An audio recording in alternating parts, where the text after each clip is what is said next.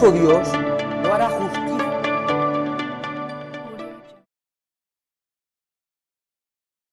Muy bien, seguimos con la clase de la doctrina de la humillación del Señor Jesucristo, lo que técnicamente se conoce como la kenosis de Cristo.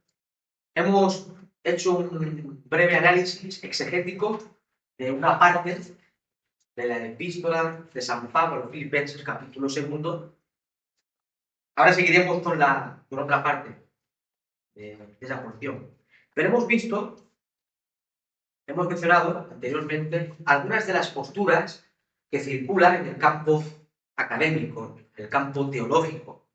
Algunos creen que el Verbo, cuando se encarnó y se hizo hombre, se despojó, renunció, abandonó sus atributos incomunicables, como omnipotencia, omnipresencia, omnisciencia, etcétera, etcétera. Eso hemos visto que a la luz de la Sagrada Escritura no tiene base ninguna, ¿sí? Porque entonces Cristo, en su encarnación, hubiera dejado de ser Dios por un tiempo.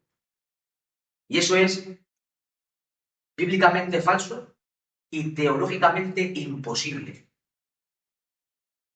Pero hay algunas teorías también, como hemos visto, hemos mencionado la teoría que algunos teólogos como Strong, Miller Erickson, entre otros, sostienen, y es que el verbo renunció es una postura, ¿eh? No la puede sostener o no. Si la sostiene o no, no es una herejía, simplemente es una postura. Uno la puede aceptar, da lo mismo, eso no es herejía. Y habla Erickson, Strong, de renunciar al ejercicio. Vamos a expresarlo bien, porque me equivoco. Y es la postura que dice que Jesús abandonó el ejercicio independiente de sus atributos divinos. Yo he dicho que esta postura es para considerarla, ¿sí? Pero creo que tenemos que indagar más, estudiar más y que el Señor nos guíe a hacer una correcta interpretación. Pero es para considerarla. Concluye el teólogo Miller Erickson diciendo lo siguiente, y lo voy a citar. Él dice lo siguiente, y es que el Verbo, al encarnarse y asumir la naturaleza humana, abandonó su habilidad para ejercer su poder divino de forma independiente. Él cree en esta postura. Por tanto, dice este autor, supuso una terrible humillación asumir la naturaleza humana. La humillación traía consigo todas las condiciones de la humanidad.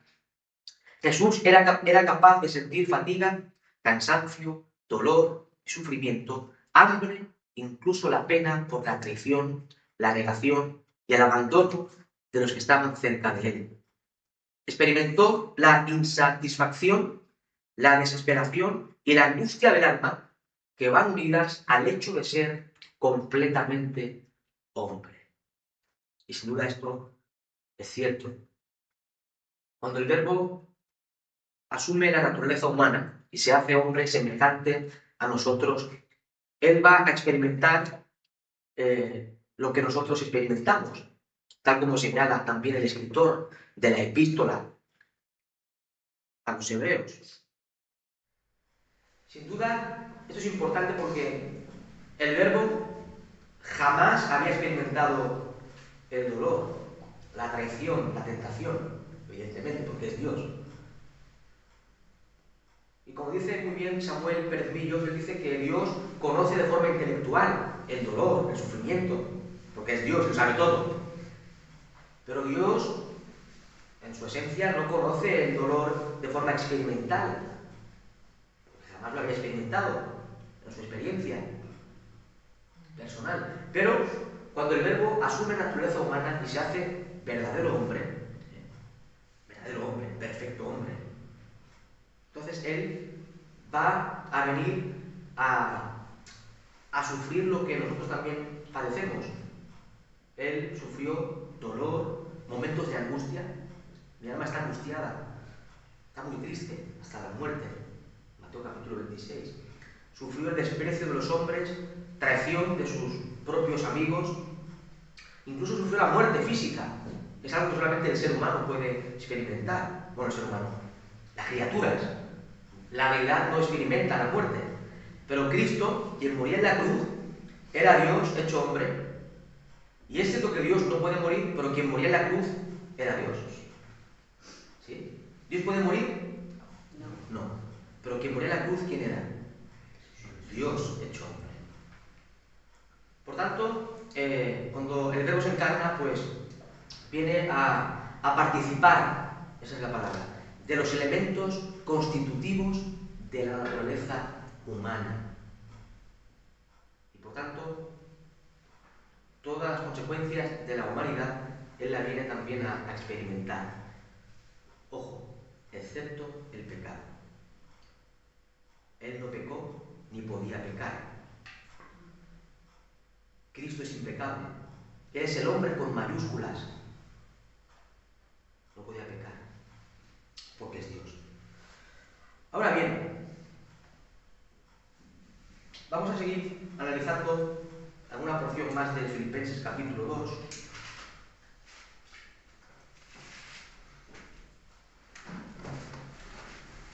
Filipenses capítulo 2. Dice el texto del versículo 5: haya pues en vosotros este sentir que hubo también en Cristo Jesús, el cual siendo en forma de Dios, no estimó el ser igual a Dios como cosa que aferrarse, sino que se despojó a sí mismo, tomando forma de siervo, hecho semejante a los hombres. Y estando en la condición de hombre, se humilló a sí mismo, haciéndose obediente hasta la muerte y muerte de cruz. Dice el texto sagrado, tomando forma de siervo. Tomando forma de siervo, hecho semejante a los hombres. Vamos a analizar esta expresión, tomando forma de siervo. Ahí la palabra siervo, en realidad, no es siervo, es esclavo. El término griego es doulos, que en el griego tiene que ver con esclavo. El esclavo es algo más profundo que un siervo. El esclavo es algo más bajo, podemos decir. Tomando forma literalmente de esclavo. Y aquí esto, si esto no le impacta, pues ya no leamos más. La Biblia. Qué sublime ejemplo de humildad, estimados hermanos. Tremendo. Aquel que es el Rey de Reyes, soberano absoluto del universo, Señor de señores, no vino a ser servido, sino a servir y dar su vida en rescate por muchos, como expresa el evangelista Mateo en su Evangelio capítulo 20, versículo 28. El Rey de Gloria, el Dios creador de cielos y tierra, el único soberano, Dios invisible, que habita en luz inaccesible, toma forma de esclavo para servir a la criatura. ¿Habrá mayor ejemplo de humildad y generosidad que esto? Sin duda, un rotundo no. Sigue diciendo el texto, versículo 7, hecho semejante a los hombres. Hecho semejante a los hombres. Notar que no dice igual. ¿Sí? Porque igual y semejante no es lo mismo. No es exactamente lo mismo. A veces parece ser sinónimo, ¿no? Pero en realidad, cuando se analiza el término, el vocablo, pues se llega a la conclusión de que no es lo mismo ser igual que semejante. Dice el texto que Cristo es igual a Dios. ¿Sí? El cual siendo en forma de Dios, dice el texto, el cual siendo en forma de Dios no estimó el ser igual a Dios. O sea, Cristo es igual a Dios. Cristo no es semejante a Dios, es igual a Dios. Dios mismo. igual en esencia, naturaleza, gloria, honra, poder, etcétera, etcétera. Pero él tomó forma de siervo hecho semejante a los hombres. Y esta palabra semejanza tiene dos connotaciones esenciales. A ver si me explico. Por un lado, esta semejanza de hombre implica que Jesucristo era de verdad como los hombres. Era el verdadero hombre. No era un fantasma, como los gnósticos expresaban. Ellos decían que Cristo no tenía cuerpo, sino que parecía tener cuerpo. Eso es una tontería absurda. El hecho de que Cristo sea semejante a los hombres implica que Jesucristo era de verdad como los hombres. Era verdadero hombre, perfecto hombre. Pero también implica, por otro lado, que era diferente. Cristo no era un hombre más. Era el Dios encarnado. Dios manifestado en carne. Además, esta semejanza con nosotros impide que se llegue a la conclusión de que Él era idéntico a los hombres. Porque si Cristo hubiera sido idéntico a los hombres, también sería pecador, como nosotros. Él no es idéntico a los hombres, porque Él es impecable. Toda la raza humana, todos los seres humanos, desde Adán hasta el último hombre que exista en esta historia, todos somos pecadores. Cristo es impecable. Por tanto, el hecho de que Él sea semejante a nosotros implica de que Jesús de verdad era hombre, verdadero hombre. Pero también implica que era diferente. No es idéntico a nosotros, porque Él es impecable. Dice el texto en el versículo 8, y estando en la condición de hombre, se humilló a sí mismo, haciéndose obediente hasta la muerte y muerte de cruz. La pregunta que surge aquí es, ¿en qué consistió la humillación del Hijo de Dios?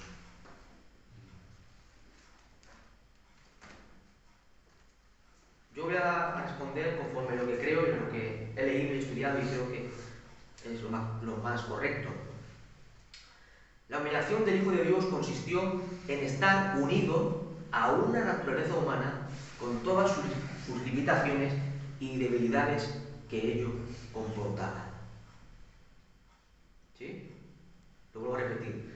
La humillación del Hijo de Dios consistió en estar unido a una naturaleza humana con todas sus limitaciones y debilidades que ello implicaba y comportaba.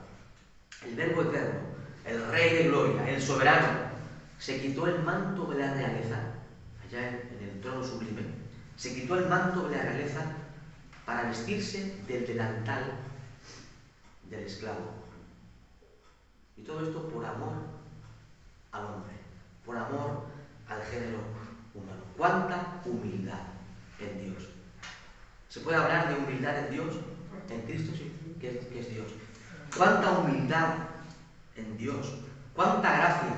¡Cuánta generosidad! Estimados hermanos, estimadas hermanas.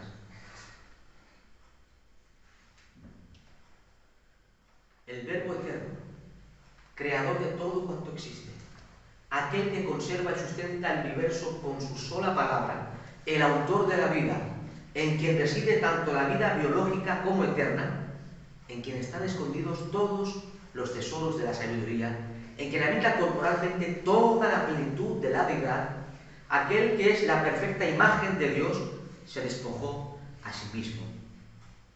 No solamente esto, sino que se humilló a sí mismo. Aquí tenemos el mayor ejemplo de humildad y generosidad.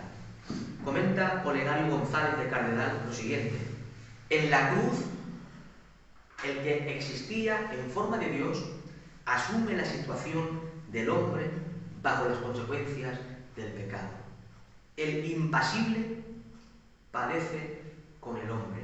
El soberano se somete a las condiciones históricas en las que rigen la violencia y el sinsentido. Hermanos queridos, yo creo que esto es más digno de adoración que de análisis. Que a veces tenemos un problema los seres humanos, especialmente los cristianos. especialmente los que son pensadores y teólogos, quieren conocerlo todo, queremos a veces saberlo todo de una forma absoluta y perfecta. Dice San Pablo, apóstol, en 1 Timoteo 3, grande es el misterio de la piedad. Dios fue manifestado en carne. Es algo que no podemos llegar a comprender en toda la dimensión. Pero esto es más digno de adoración, de adorar, glorificar a aquel que se quitó el manto de la realeza para ceñirse el delantal de esclavo, para venir a nuestro encuentro, para servirnos y dar su vida en rescate. Amén. Por muchos. Amén. Es más digno de adoración, de alabanza, de gloria, que de tanto estudio y análisis profundo, porque nunca llegaremos a entender todo lo que esto implica. Un autor llamado Barfield dice: el Señor del mundo se convierte en siervo en el mundo. Aquel cuyo derecho es gobernar adopta la obediencia como característica de su vida. Hermanos, como hemos dicho antes, el Verbo nunca había obedecido a nadie, porque es Dios igual al Padre, único soberano. Pero ahora, en su misión redentora, se somete a la voluntad del Padre y se hace siervo.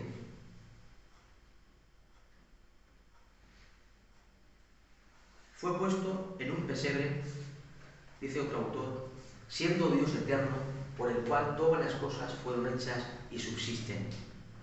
Sufrió tal contradicción de pecadores, Hebreos capítulo 12, fue escupido, crucificado, murió como el peor de los criminales, fue sepultado y resucitó al tercer día. Todo esto lo hizo porque era la única forma en que usted y yo pudimos ser salvos y reconciliados con Dios. Recordemos de que Cristo es el puente, es el único mediador entre Dios y los hombres, ese puente que establece la relación o la reconciliación entre el Dios infinito en santidad y el hombre caído y perdido. Hermanos, aquí contemplamos el amor divino. Si queremos ver de una forma gráfica el amor de Dios, contemplemos a Cristo, contemplemos su obra, especialmente en la cruz del Calvario. Contemplamos su amor infinito, pero también su humildad, la humildad de Cristo, dejando el cielo para venir a servir a la criatura. Criaturas culpables e indignas, criaturas miserables, hundidas en la miseria del pecado. Ahora bien, no hemos respondido aún de qué se despojó Cristo. Ese es el tema nuclear, ¿no?, de hoy. ¿De qué se despojó Cristo? ¿De sus atributos divinos? ¿De su deidad? ¿O qué? Yo personalmente veo tres cosas. Y vamos a verlo a la luz de la Biblia, ¿sí? No voy a citarlo, vamos a leerlo, para que veáis que lo que digo, pues, no está basado en mis opiniones personales, sino en el texto sagrado. Abra su Biblia en el Evangelio según San Juan, capítulo 17, versículo 5. Evangelio según San Juan, capítulo 17, versículo 5. En este capítulo 17 encontramos lo que los especialistas llaman la oración intercesora o la oración sumo sacerdotal de Cristo. Notad lo que dice Cristo en esta porción. Juan 17, 5. Ahora pues, Padre, glorifícame tú al lado tuyo con aquella gloria que tuve contigo antes que el mundo fuese. No sé si aprecia usted lo que indica este texto. Vamos a leerlo de nuevo. Juan 17:5. Cristo se dirige al Padre y expresa: ahora pues, Padre, glorifícame tú al lado tuyo con aquella gloria que tuve contigo antes que el mundo fuese. Sin duda alguna, Cristo en la encarnación se despojó de su gloria. algunos matizan de su gloria externa, porque Él es glorioso, Él es Dios. Y no se pudo despojar de su majestad, ni tampoco de su divinidad. Él es glorioso, sublime. Pero sí se despojó de su gloria externa. ¿Os acordáis? Yo pongo un ejemplo. ¿Os acordáis en el libro del Éxodo? Cuando el pueblo de Israel se quería acercar al monte de Sinaí, cómo el monte temblaba, la gloria del Dios soberano se manifestaba de una forma tremenda, sublime, que en un momento determinado los israelitas dicen: no, sube tú, Moisés, porque vamos a morir. Y tienen miedo a subir, están en el monte, el pueblo de Israel. Solamente Moisés podía subir al monte y tener contacto, relación con el Señor, etcétera, etcétera. Esa gloria que vemos en el Sinaí no la vemos en Cristo cuando Él viene a este mundo. Cristo era un judío más. ¿Os acordáis del relato de la mujer samaritana con Cristo? Juan capítulo 4. Me parece que tú eres judío. Era un judío. No era una persona, o sea, aparentemente un ser humano más, como nosotros. Evidentemente era Dios hecho hombre. El Dios hombre, el Theoantropos, Dios hombre. Evidentemente esa gloria tan gloriosa, esa la expresión, que vemos en el Sinaí, que nadie se podía acercar porque morían de la gloria del Señor, no la vemos en Cristo, aparentemente, porque Él se despojó de esa gloria. Él se revistió de humanidad. Y como decía el otro día Samuel Pérez Villo, dando una clase de la gloria hipostática, es como si tuviese una chaqueta, el Señor Jesucristo, de su gloria, estaba ocultada en su humanidad. Pero en el monte de la transfiguración, Mateo capítulo 17, es como que abre un poco y sale su gloria, y los discípulos están ahí asombrados. ¿Sí? Por tanto, a la luz de este texto del Evangelio según Juan, podemos ver con claridad que Jesús se despojó de su gloria externa. En segundo lugar, yo veo que se despojó de sus riquezas. Dejó el cielo para venir a la tierra. Y como muchos dicen, desde la cuna hasta la tumba, todo fue prestado. ¿Sí? El texto clave es 2 Corintios, capítulo 8, versículo 9. 2 Corintios, capítulo 8, versículo 9. Ahí San Pablo, apóstol, escribe: porque ya conocéis la gracia de nuestro Señor Jesucristo, que por amor a vosotros hizo pobre siendo rico, para que vosotros con su pobreza fueseis enriquecidos. Él dejó doblados sus riquezas y se hizo pobre para enriquecernos a cada uno de nosotros. Decían los escritores de la antigüedad que Él se hizo el Hijo del Hombre para que nosotros llegásemos a ser hijos de Dios. Y algunos escritores de la patrística decían, en cierta forma se entiende lo que ellos querían expresar, que el Señor se humanó para que nosotros fuésemos divinizados, porque somos participantes de la naturaleza divina, según 2 de Pedro, capítulo 1. Por tanto, según el texto sagrado, Cristo se despojó de su gloria, de sus riquezas, pero también se despojó de su posición.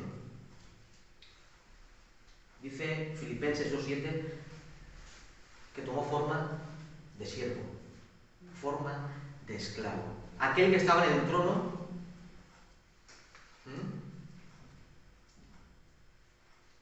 vino a este mundo mediante su encarnación para servir. Tomó forma de esclavo.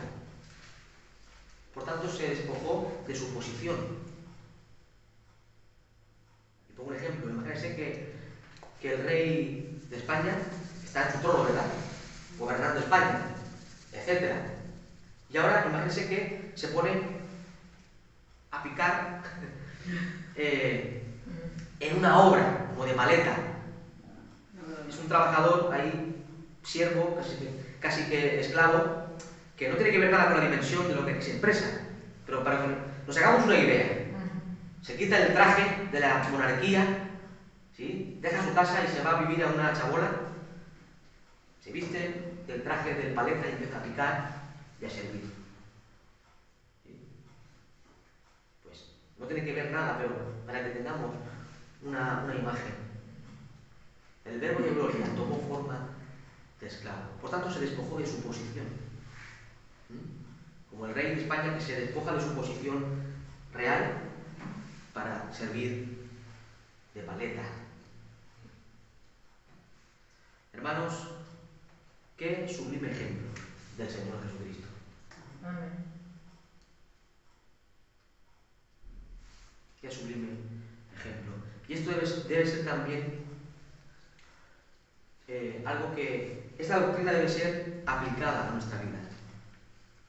De poco sirve estudiar de una forma profunda esta doctrina de la kenosis, de la humillación de Cristo, etc., si esto no afecta profundamente a nuestra vida cristiana. Sería perder el tiempo. Porque el apóstol Pablo escribe estas sublimes palabras de Filipenses 2 con un propósito práctico. Para que seamos humildes, para que seamos generosos, así como Cristo lo fue con cada uno de nosotros.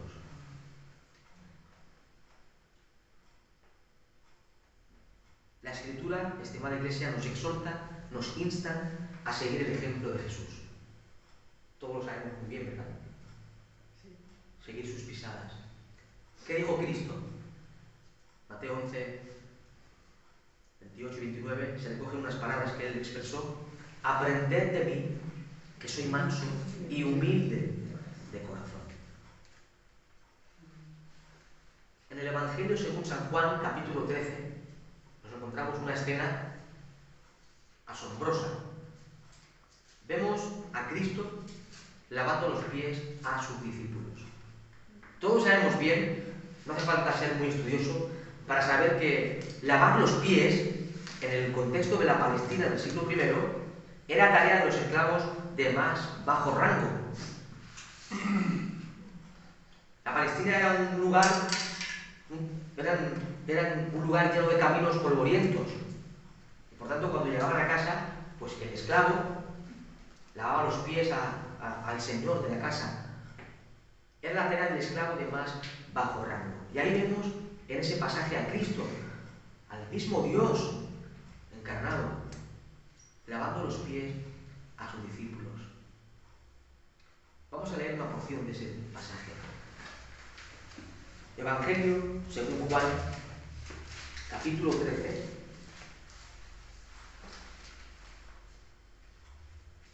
Vamos a leer del versículo 12 al 16.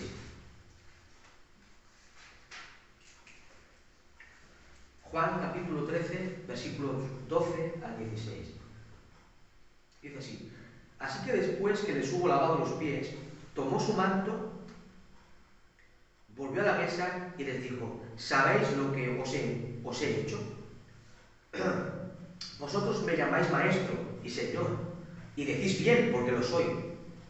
Pues si yo, el Señor y el Maestro, he lavado vuestros pies, vosotros también debéis lavaros los pies los unos a los otros. Voy a hacer un paréntesis aquí. No significa que tengamos que lavar los pies unos a otros ahora.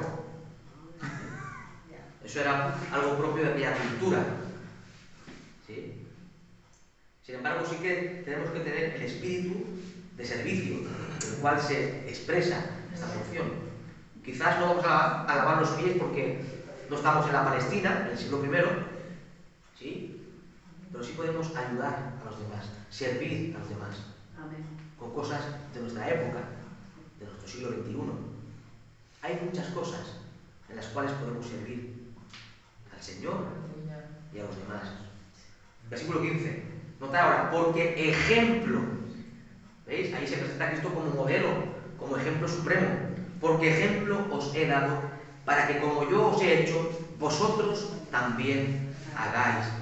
De cierto os digo, el siervo no es mayor que su Señor, ni el enviado es mayor que el que le envió.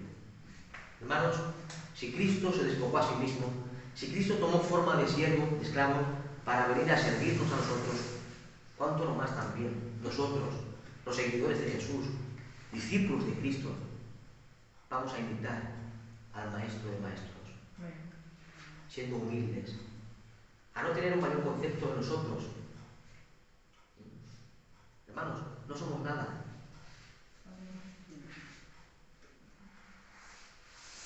Somos esclavos de Cristo. Y ese es el título más sublime que podemos llevar. El reverendo, el doctor, esclavo de Cristo. La iglesia de hoy, estimado hermano, estimada hermana, necesita recuperar la humildad como parte fundamental de las virtudes que caracterizan al verdadero creyente. Esta virtud, es interesante que la virtud de la humildad en el mundo antiguo, fíjese, era considerada como algo despreciable. Ser humilde en la antigüedad era algo horrible. Era una cualidad cobarde y rastrera para las personas del mundo antiguo. Pero cuando el Verbo de Dios eterno se encarna, Él, con su persona y obra, elevó la humildad como una de las virtudes más grandes de todas las virtudes que un hombre pueda manifestar y expresar. Y para concluir, leemos en Colosenses capítulo 3, versículo 12. Carta del apóstol Pablo a los Colosenses capítulo 3, versículo 12. En esta porción el apóstol San Pablo nos va a enseñar cómo debemos lucir, cómo debemos vestirnos de forma espiritual, todos aquellos que hemos sido salvos por la gracia del Señor. No tenemos que lucir como los demás. La gente del mundo lleva harapos sucios por el pecado. Nosotros hemos sido lavados por la sangre del Cordero. Por tanto, debemos lucir, debemos tener una vestimenta diferente a los del mundo. Notad lo que dice el apóstol Pablo, Colosenses 3:12. Vestíos, pues, como escogidos de Dios, santos y amados. O sea, aquí nos enseña que nosotros hemos sido escogidos, somos santos y amados. Hemos sido escogidos por soberanía y por gracia. El Señor nos ha escogido. Y usted puede hacer un estudio profundo de lo que es la elección. No vamos a entrar en detalles. El Señor nos ha escogido. Efesios 1:4. Según nos escogió en Él antes de la fundación del mundo para que fuésemos santos. Ese es el propósito. Para que fuésemos santos y sin mancha delante de Él. También dice que somos santos. Hemos sido apartados del mundo del pecado para la gloria de Dios. Somos santos posicionalmente en Cristo. Somos amados por Él. Amén. Nosotros somos el objeto del amor de Dios. Ahora, ¿cómo debe vestirse uno que ha sido escogido por Dios? Uno que es santo en Cristo y uno que es el objeto del amor de Dios. Ahora lo va a expresar. De entrañable misericordia, de benignidad, de humildad, de mansedumbre, de paciencia, etcétera, etcétera. La humildad debe ser una virtud esencial de nuestra vida cristiana. Debemos vestirnos de humildad, en el sentido espiritual, evidentemente. No hay una chaqueta que se llame humildad. Nuestra vida, nuestra experiencia como creyentes, debe ser una vida que manifieste la humildad. Cristo es el ejemplo supremo, ¿sí? Debemos seguir las huellas del gran, sublime, excelente Maestro. A Él la gloria por los siglos de los siglos. Amén.